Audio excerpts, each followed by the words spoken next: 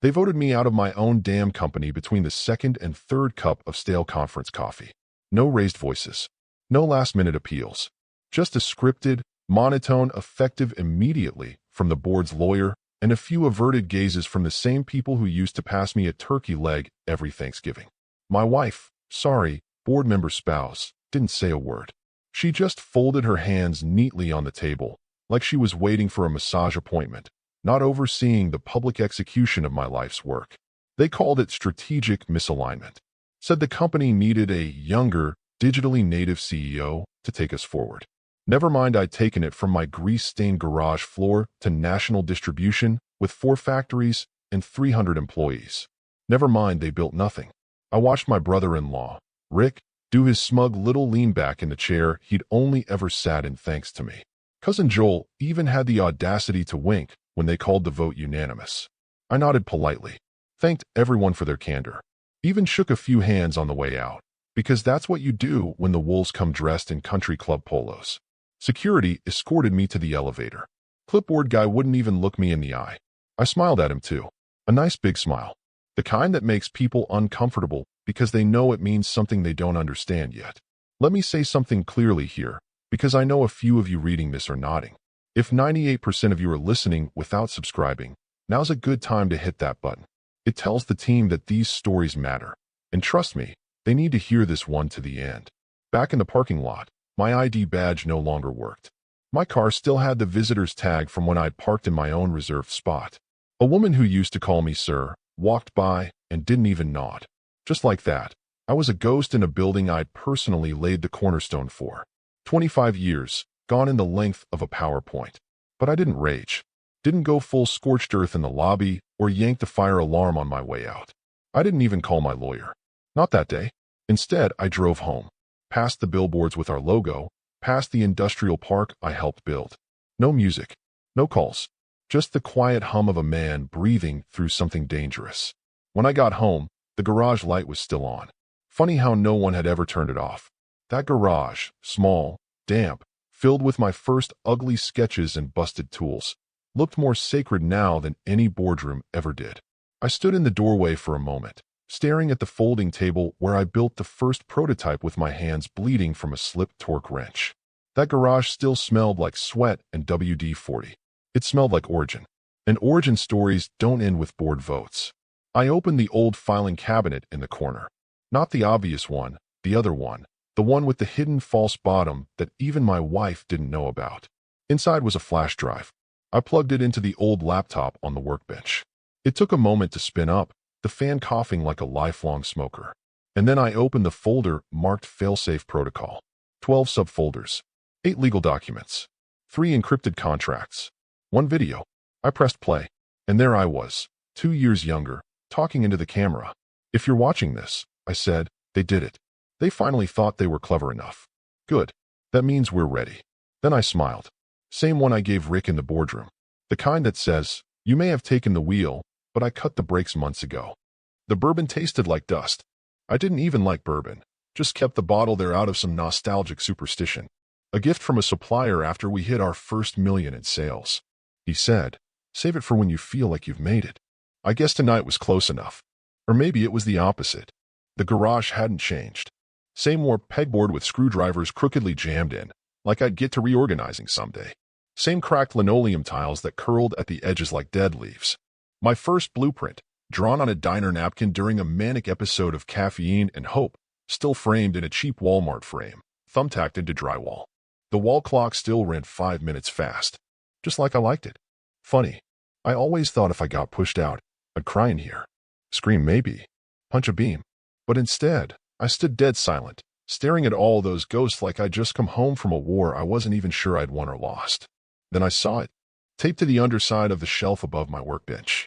A yellowing envelope, almost brittle. My handwriting, scrawled years ago, in case of treason. I opened it with the care of someone disarming a bomb. Inside was a password. Just that. A long, ugly string of characters I'd made intentionally unmemorable. And yet I still remembered it. I dusted off the old laptop, one I'd purpose-built to be offline, air-gapped, never touched by the company network. I opened it. It groaned. The screen flickered once, then booted into a minimalist desktop with a single folder, failsafe protocol, 12 subfolders, each with a date, a code name, and a single instruction document inside. They thought I'd been coasting the last few years, letting them handle the business end. Truth is, I've been building a shadow playbook the entire time. Not out of paranoia, though I'd lie if I said I didn't start that way, but out of pattern recognition. People don't show you who they are during the good times. They show you when money's on the table. And this family had been slowly sharpening their knives since we hit 8 figures. I clicked the folder labeled Daedalus. Legal structures. LLC registrations from Delaware, Wyoming, even one in Cyprus. A full breakdown of voting shares, clauses I had quietly inserted in contracts they'd rubber-stamped, thinking it was all boilerplate. Clauses that made ownership extremely flexible. And then the gems, 3 video messages from board meetings over the past 18 months. I had recorded them secretly, not because I needed leverage, but because I needed to remember. Every time I questioned if I was being too cynical, too cold, I'd watch Rick smirk when we discussed pay cuts for staff, or Joel's little throat-clearing tick before he lied about quarterly numbers. I walked over to the mirror, still holding the glass. The man in the reflection looked like hell. Gray streaked into his beard, deeper lines under the eyes than he remembered. But the eyes themselves, they weren't tired. They were lit, focused. I raised the glass and said out loud, "Let's see how much you learned without me." Then I drained it, put the glass down, and got to work. I wasn't grieving. I was activating. The day my brother-in-law Joel proudly cut the ribbon on our 3rd regional office, I stood 6 feet behind him, clapping like the loyal patriarch. Cameras flashing, Mayor grinning, his stupid laminated name badge slightly crooked. Everyone assumed he was the genius behind the growth. Hell, I let them.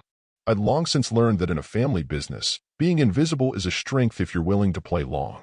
3 years before the vote, I started doing what no one else in that family had the patience or IQ to do: paperwork. Not the kind that gets you applause. The kind that keeps you out of jail or gives you leverage when people forget who signed the checks. I spent months setting up a spider web of holding entities. One in Delaware, because it's Delaware, of course. Another 2 in Wyoming. One in Panama, not because I needed it, but because it had confused the hell out of anyone trying to trace flow. At night, I read tax code the way other people read spy novels. Weekends, I built contracts. Quiet, surgical ones. Every time we raised funds or issued new shares, I diluted myself a bit more, on paper. Let the family bump their percentages. Rick got loud. Joel did interviews. Even my wife started using we instead of he when describing the company's origin. I let them. I encouraged them. What they didn't notice was that I'd been transferring voting rights elsewhere. A trust, Cascade Equities, owned by an LLC, Kaifall Ventures, which I'd quietly placed under the stewardship of a trustee who owed me more than money.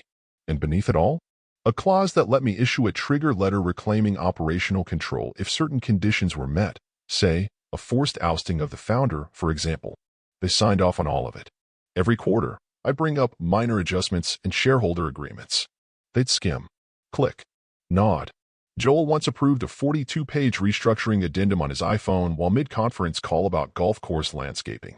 Rick was too busy fighting a LinkedIn war with his ex-colleagues from Bain to even open the PDFs. And my wife? She had already begun wearing the language of separation. We have different visions. He's better with early-stage stuff. Let them dream. Let them climb the pyramid while I built the trapdoor beneath it. By the time they voted me out, they thought I owned nothing. Less than 10%, according to the public filings. No blocking power. No veto rights. No board seat. Not even a formal employment contract anymore. What they didn't know, what they never thought to check, was that I still held 48.6% of the company. Not under my name. Not in any form that would ping in their budget dashboards or legal alerts. But in structure? In substance? I was still the goddamn king. I just wore a mask. I remember sitting in the garage that night, sipping a second glass of bourbon and opening a clean spreadsheet labeled access points. Every document, every override, every protocol to flip control in less than 24 hours. And not to me. That would have been too obvious. No. The next move required a different kind of beast. One they feared more than me. But before I reached out to him, I did one last thing. I opened the shareholder registry from the last board meeting. Cross-referenced each name. Clicked compare with controlling interests. The system returned a single line in green. Cascade Equities, 48.6%, trustee activation eligible. I sat back, smiled, and whispered. They never even looked under the hood. Malcolm Glass. Just saying his name tastes like a threat. The man's a blunt instrument dressed in a Tom Ford suit. Founder of Crooked River Capital, a hedge fund with the warmth of a shark tank and roughly the same ethical code. He tried to acquire us 7 years ago. Sent his guys in smiling. Handed us an offer with a bunch of glossy buzzwords like synergy and agile scale. And I told him to pound sand without even taking the dinner meeting. That's probably why I knew he'd pick up. I didn't call. I didn't text. I sent exactly one email from a clean Proton address I hadn't used in a decade. Subject line: interested in finishing what you started? He replied in 7 minutes. Call me. We spoke after midnight. I was standing barefoot in the garage, a spreadsheet open on one screen, a burner phone pressed to my ear. The bourbon was gone. My voice was steady. I told him the exact number of shares Cascade Equities held. I told him I was ready to sign. But there was a condition. It has to be done overnight. Full transfer. No media, no leaks. NDA with teeth. He laughed the way old wolves do when they catch the scent of fresh blood. You're serious? After all these years, you're giving me the keys. You still want it? I want it, he said. But this would cost you everything. Your name. Your legacy. You realize that. I looked at the black and white family photo hanging above the breaker box. One we took outside our second warehouse. Me in the center. Joel with his fake laugh. Rick holding a baby like it was a coffee mug. My wife looking at me like I was a stepping stone. They buried that legacy already, I said flatly. He went quiet. Just long enough to remind me why I'd always respected him, even while hating his guts. I'll need confirmation of control rights. Clean transfer docs. Trigger clause language. You'll have it in 3 hours. All time-stamped. The trust is primed. The board will wake up owning nothing but stationery. He let out a breath. Not a laugh this time. Something colder. You really want to do this? I already did it. You're just the delivery guy. We ended the call without another word. No fake pleasantries. No handshake emojis. I went back to the laptop and pulled up the encrypted transfer protocols.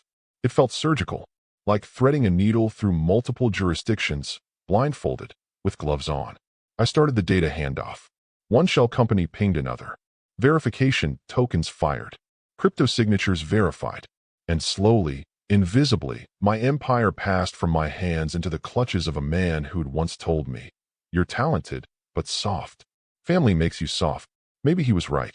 But what the family never understood, what none of them ever grasped, is that Malcolm Glass was never my enemy. He was my weapon. And tonight, I was pulling the pin. The elevator ride to the 23rd floor felt like descending into a vault rather than climbing up into an office.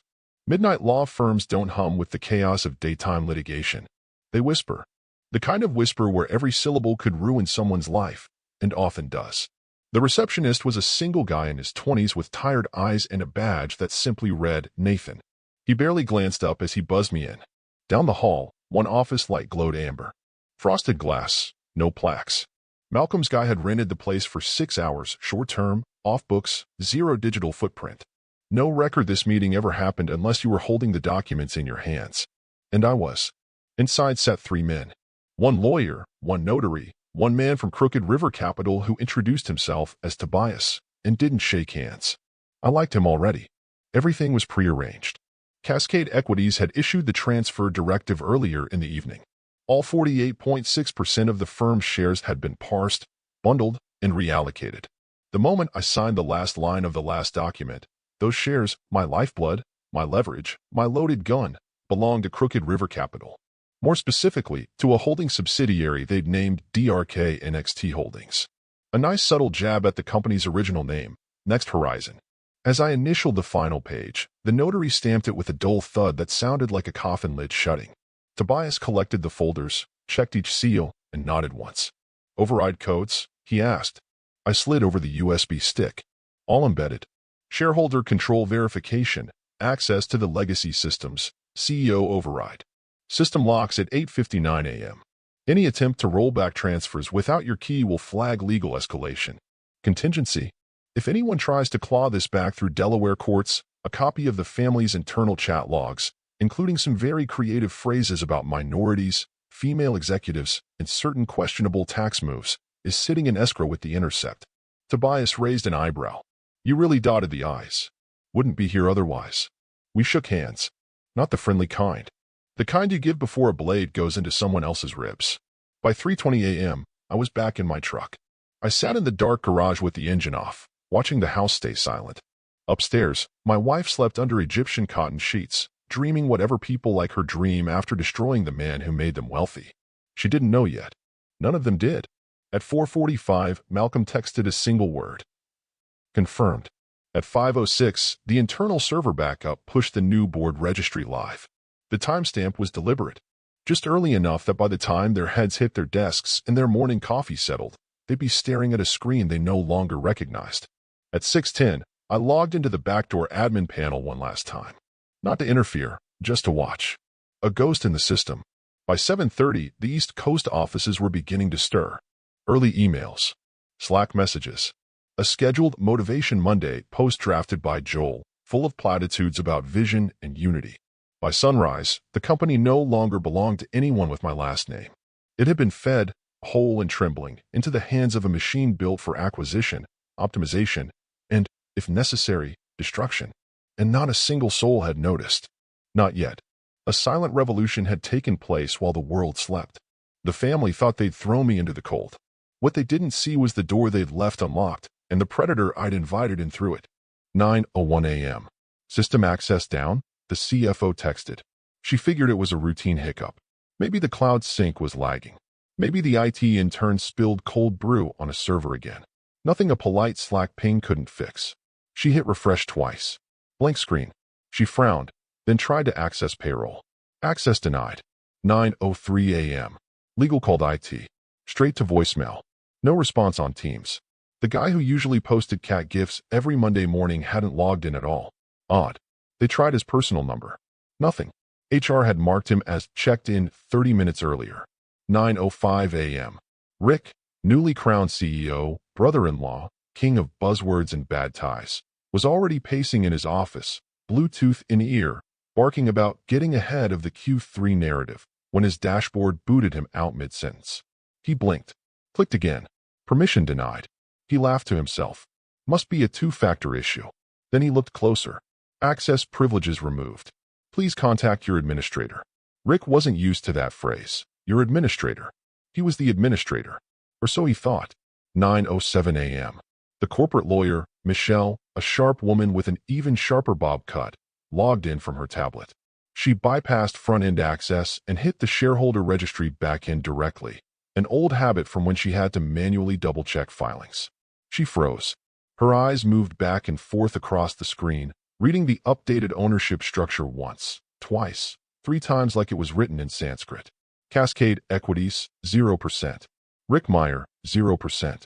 Joel Fine, 0%. Crooked River Capital via DRK NXT Holdings, 48.6% controlling interest. Remaining shares, dispersed. No block-eligible positions. She sat back in her chair and whispered, "Where did the shares go?" 9:09 a.m. The Slack channels lit up. Anyone else can't access inventory? Why does the admin portal say, "I'm a guest user"? Did we just get acquired? No one answered. Not publicly, anyway. 9:12 a.m. Joel tried calling me. 4 times in a row. Straight to voicemail. Left a panicked message that started with, "Hey, I think something's weird," and ended with, "Call me back right now." I didn't. 9:15 a.m. Malcolm Glass's personal assistant issued an internal press release through the proper legal channels, short and lethal. Effective immediately, Crooked River Capital had assumed operational control of Next Horizon Industries. No restructuring was expected, for now. A transitional evaluation period would begin immediately under the oversight of DRK NXT Holdings.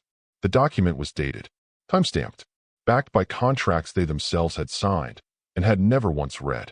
By 9:20, Rick's LinkedIn profile still read CEO. He stared at the words like they belonged to someone else. At 9:22, Joel threw a stapler across the boardroom. 9:26, my wife texted. "What did you do?" I didn't answer. I was already in the driveway, watching the sun break over the rooftops, sipping coffee from a mug that still had the company logo. I thought about throwing it, smashing it against the wall. But then again, it wasn't mine anymore. Neither was the company, and neither was theirs. 10:04 a.m. The emergency board meeting began with 6 people in the room and 12 kinds of panic in the air. No coffee, no catered muffins. Just a long polished table covered in paper printouts and half-open laptops, all flashing the same red lockout notifications. Rick sat at the head, pale and sweating through his Vision 2025 quarter zip, barking orders to no one who could fix anything. Joel kept pacing, muttering, "This is a breach. This is fraud. This is illegal." Michelle, the lawyer, said nothing. Her eyes were locked on her tablet. Scrolling through PDFs, she couldn't believe she had drafted herself. Legal restructuring documents. Signed. Notarized. Perfectly executed. 2 years old. All of it bearing their names. At 10:11, the main monitor flickered to life. Malcolm Glass. He didn't bother with a background blur. You could see the skyline behind him. New York, of course, and the soft hiss of a high-rise air filter in the background. He wore a black button-down, no tie. Just enough to look professional while exuding full, arrogant command. A man who didn't need to posture anymore. "Gentlemen," he began, voice as smooth as it was venomous. "I'm pleased to finally be attending a board meeting of Next Horizon. I look forward to running this company better than you ever did." Silence. Rick tried to open his mouth, but Malcolm raised a single finger like a priest giving last rites. "You don't speak now. You listen." Joel slammed his fist against the table. "You can't just walk in and—" "I didn't walk in, Joel," Malcolm interrupted, eyes gleaming. "You opened the door. Years ago, in fact. I just had to wait until you were stupid enough to push out the only man who ever knew where the foundation was laid." Michelle cleared her throat. "These documents, this transfer, this can't possibly hold. It's bad faith. There was no transparency." Malcolm tilted his head. "Transparency?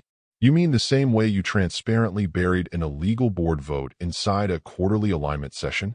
Or how you redlined out founder protections in the bylaws while pretending to streamline governance?" He leaned forward slightly. His voice dropped into something quieter. "Hungrier. You signed off on the restructuring 2 years ago. It's airtight. I should know. I paid your firm to audit it back then. You didn't even notice." Rick finally lost it. "You think you can just steal the company? We'll sue you into the ground. We'll get injunctions, freeze orders. Hell, we'll bring in the feds." Malcolm didn't blink. "And I'll countersue you into bankruptcy. See, that's the difference between me and your little country club coup. I planned this." He turned slightly, typing something off-screen. A few seconds later, their monitors updated again. A formal notice of new board composition. Malcolm as chairman. 3 Crooked River executives listed as majority voting members. Rick's name? Gone. Joel. Pending transition review. My wife. Reduced to non-voting advisory capacity. The silence after that was thick enough to strangle. Michelle finally muttered. "This was a trap." "No." Malcolm corrected her, calm and precise. "This was a will reading. And you just found out Daddy left it all to someone else." He ended the call. The screen went black. No one spoke. Rick slumped into the chair like a deflated parade balloon. Joel stared at the polished surface of the table as if it might offer him a portal out of this nightmare. Michelle closed her laptop slowly. "This isn't recoverable," she said, almost to herself. "They laid the landmines under our feet 2 years ago. We just danced right over them." Outside, the office phones began to ring. Not the usual chirps. These were long, slow, deliberate rings. Shareholders. Press. Banks. By 10:30, the walls were closing in. And somewhere, not far from that room, I was sitting in silence. Listening. Watching. Drinking coffee from a chipped mug. The kind you keep after a funeral. She showed up just after 9 p.m., headlights sweeping across the driveway like searchlights. I didn't move. Just watched from the living room window, still in the same shirt I'd worn while finalizing the asset control protocols. It smelled faintly of old bourbon and printer ink. She hesitated before getting out of the car. Still wore the same cream blazer from the board meeting. Wrinkled now. Hair pulled back, but strands falling loose, like her armor was failing, piece by piece. She climbed the steps like they were heavier than she remembered. I opened the door before she could knock. For a long second, she didn't say anything. Just stared at me like I was some artifact unearthed from a time capsule. I didn't offer a smile. Didn't offer her inside. Just stood there, one hand on the frame, letting the night do the talking. "You planned this," she said finally. No accusation in her voice. No bite. Just a quiet realization unraveling in real time. I looked at her. "You voted yes." Her breath caught. Just a small hitch, barely noticeable. But I noticed. She stepped closer. "I didn't know they'd. Rick told me it was just temporary. A restructure. I thought you'd be brought back after I learned my lesson." I said, with a flick of sarcasm so sharp it cut the air between us. She winced, and for a moment I saw the cracks in her foundation. Not guilt, not remorse, confusion. As if she couldn't quite compute that someone she underestimated could still surprise her. I gave 30 years to that company, I said, quieter now. Build it with my hands while you all rebranded it into your cocktail party talking point. She looked down at her shoes, whispered, I never wanted it to go this far. I leaned against the doorframe. You didn't want it to go this far, or you didn't think I could? That landed. I saw it. She tried to find something in her bag of tricks, empathy, maybe. Memory. We built a life together. Do you remember the nights in the first office? On that futon, when we didn't even have payroll covered and we'd eat tuna out of cans and write invoices by hand? I finished. Yeah, I remember. I remember doing that while you were texting your brothers about selling me out to venture capital 2 years later. Now she looked up, eyes wet. It wasn't like that. You were becoming isolated, paranoid. You didn't trust anyone because you were giving me reasons not to. She stepped forward again. So this is revenge? You torched the family just to prove a point. No, I said. This isn't revenge. This is consequence. And then she broke. Tears came. Real ones, maybe. Maybe not. Her voice cracked. You think I don't care? That this didn't hurt me? I lost everything today. I looked her dead in the eye. You lost something you never earned. That was the moment. The instant her face hardened. Like glass turning to stone. Guilt had failed, so now came the second act, fury. You always needed to be the hero, she snapped. You couldn't handle not being the center of gravity. That's what this is. But I didn't respond. I didn't argue. I didn't explain. I just let the silence stretch until it snapped. And then, without another word, I closed the door. She stood there for a few more seconds, maybe waiting for the handle to turn. It didn't. Behind the door, I leaned against the wall. Not in relief. Not in pain. Just stillness. This was never just a business play. This was surgery. And some cuts bleed longer than others. But once the rot sets in, you don't mourn it. You excise it. Joel was the first to go. Officially, it was a mutual separation agreement. Unofficially, it was Malcolm handing him a one-sentence ultimatum in the middle of a Wednesday. Resign quietly, or we open the books on your discretionary spending. I didn't see it happen, but I heard he didn't even pack up his office, just left through the side entrance with a gym bag and a half-finished protein shake. Rick lasted 2 more weeks, squirming through strategy calls and delivering toothless pep talks to a workforce that already knew the wolves were in the building. When Malcolm finally called him into a private performance review, it took less than 10 minutes. No press release. No farewell email. One moment he was the face of the company. The next, his badge deactivated mid-lunch. The rest followed like dominoes. Her cousin Stacy, director of talent culture, was escorted out when they discovered her department hadn't done a single compliance audit in 3 fiscal quarters. Marcus, VP of growth, whatever the hell that meant, suddenly found himself ghosted from all calendar invites, then booted from the Slack workspace with the rest of the deadweight. The logo changed next. Just a minor design update at first. Sleeker, colder. Then came the new name, NXT Glass Holdings. Real subtle. Real final. The Chicago office shut down after Q1. Atlanta didn't make it to Q2. Rumor was they were consolidating operations into one building and subleasing the rest.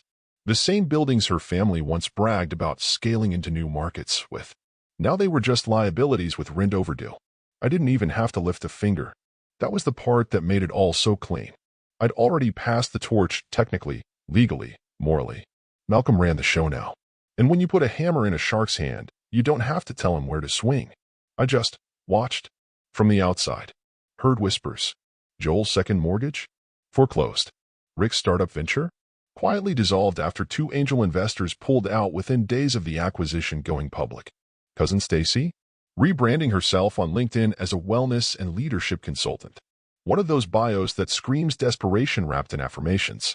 My wife, my estranged wife, filed for separation 3 weeks after the dust settled. Not for love, not for truth. For distance. She thought if she got far enough away from the blast radius, her professional credibility might survive. She even pitched herself to a nonprofit. Got politely declined. No one wanted the stink of it on them. Meanwhile, I spent my days fishing, reading, rewiring the garage into a personal lab. Even bought myself a ridiculous espresso machine just because I never let myself have one when I was CEO. It hissed like a dragon and steamed milk like a locomotive. I named it Joel. Sometimes, people in the industry reached out. A cautious, just checking in, or heard you step down. Any plans? I thanked them, said I was resting, recalibrating, but no one mentioned what really happened. Not out loud, because they didn't have to. They knew. Everyone knew. You could see it in the nervous side eyes at industry events, in the abrupt silence when my name came up. Like I was the ghost of consequence, a man who'd been wronged and didn't scream, just erased. The beauty of it all? My silence was the message. I didn't leak anything, didn't trash anyone in the press. No op-eds, no vengeance speeches, just vacuum. And it ate them alive. Because when you betray a builder, and he burns the blueprint before walking away, you're not left with nothing. You're left with what you built. And if it turns out you never build a damn thing, then all you really have is what you can sell. The ballroom was flooded with the usual suspects. Venture capital clingers, PR slick founders, startup mascots in sneakers pretending to be billionaires. A jazz trio noodled in the corner like they were being paid not to be noticed. I stood near the edge of the bar, sipping a drink I didn't like but couldn't name, watching the crowd try to remember who they were without their LinkedIn titles. 6 weeks since the transfer. 6 weeks since I set a quiet fire that no one could put out. And for the first time in years, I didn't need to shake hands. I didn't need to pitch. I didn't need to matter. I'd already done what I came to do. I was halfway through my drink when I saw him. Michelle's boss. Led counsel for the family board. The same man who drafted the vote that forced me out. Now wearing a tux 2 sizes too tight and a panic sweat too thin to hide. His eyes locked on mine like a deer spotting the edge of a cliff mid-sprint. He stumbled over. No intro. No hello. Just the look of a man haunted by the math that didn't add up. You sold to glass?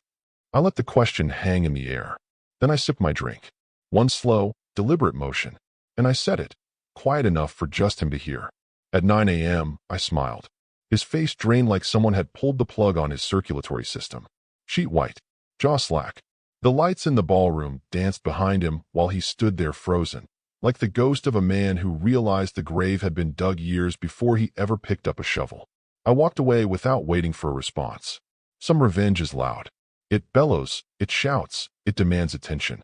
But the most effective kind?